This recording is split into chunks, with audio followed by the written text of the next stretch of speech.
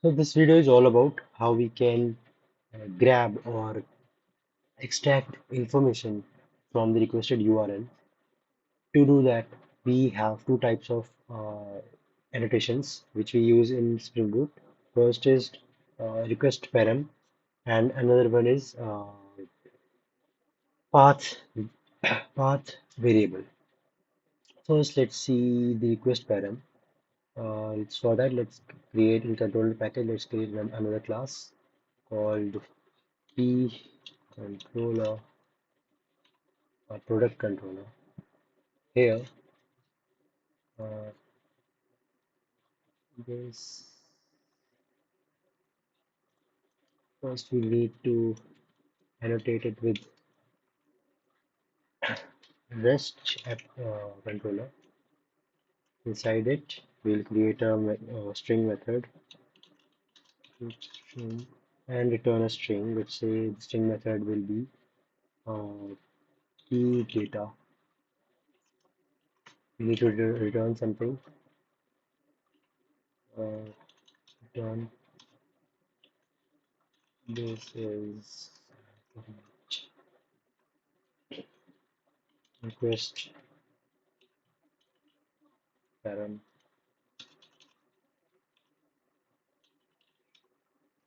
Okay. And we need to annotate this method with any type of like request mapping, get mapping, post mapping. So let's I use get mapping, and we'll give the URL here. Let's give a trigger URL. Let's see p data, and inside the parameter we'll give at the rate request param. Inside it, let's go to the postman and say it's pp local host 8080 and key data.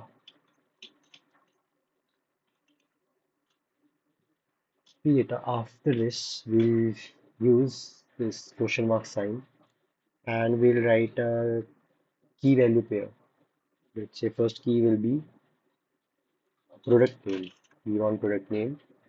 Product name equals to value, which will be anything like let's say tag tag and for other another variable, let's say or another key value, we'll use and ampersand sign. After this, we'll create another key. Let's say the key will be ID, product ID, which is let's say random number 12, ampersand another key value pair, which is let's say product rating. Let's give it 4.1 in float. Okay, so we have this URL here. So data is our here. Data is our URL, and we are using get method here. Okay, so inside it here, we first need a string like p name. We need p name. Okay. We can write it here as p name and change the value as name. Okay, this will also work. But if we give same name p and n is great, and in capital. So we don't need to change the we need to we don't need to write this here. We can say request param and write another key value here string. Second one is integer. Okay, so key ID. Let's see. Yes, ID in capital. Key ID and again request param. Last one is in float. it's P rating. So we have all these we have all these variables we have created inside this parameter. Now what we have to do is just print them. Shout uh, P name. Let's say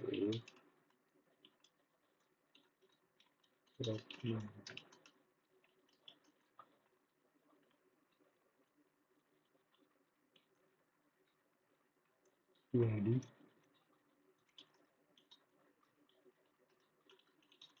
P rating. Okay, I think everything is fine here. Let's try to run it.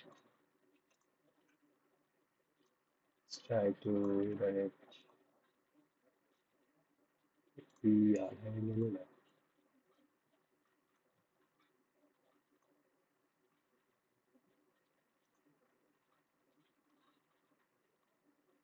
Okay, we are having an error.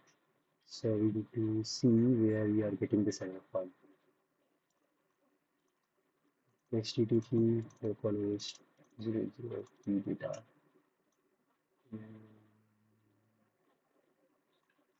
Let's try this. Try this.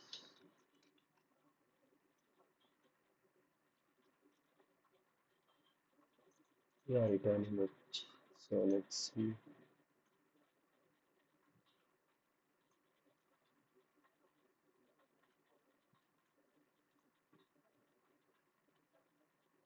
So our method is not working.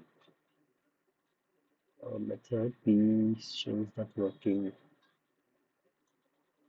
Okay, so the problem is we have mistakenly right here. We haven't write equals to sign. So now I think it will work. So okay, so we are getting this return string value, and in our output we have got this. We've got this. If we just do this and send it again, we are having it. Okay, we are getting the requested URL.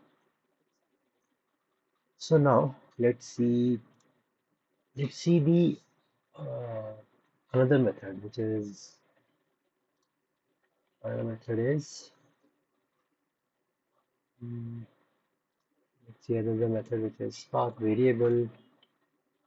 And for that, let's create another method. Same type of method, public string, and let's give it as p and data in small.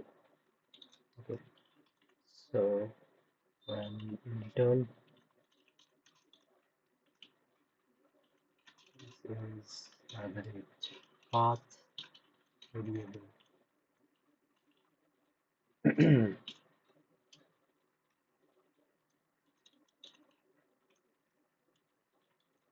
And we need to give this and annotate it with this get mapping also, but let's say we can also use request mapping also.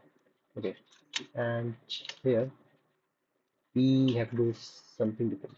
Let's first create a trigger URL, say key data in small. After this, we need to create the values which we are expecting. We are expecting name, ID, and the rating. So let's say name. So p name in small and p ID also in small, p rating in small. Okay. So we are expecting these values, which are inside this curly braces. Here we'll annotate with path variable. Path variable so also the same string uh, p name. We'll do the same with others. P ID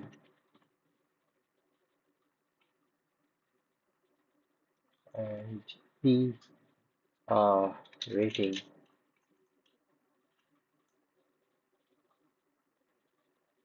Yeah, I think everything is fine here. You need to just print here. Shout uh, the name or direct name.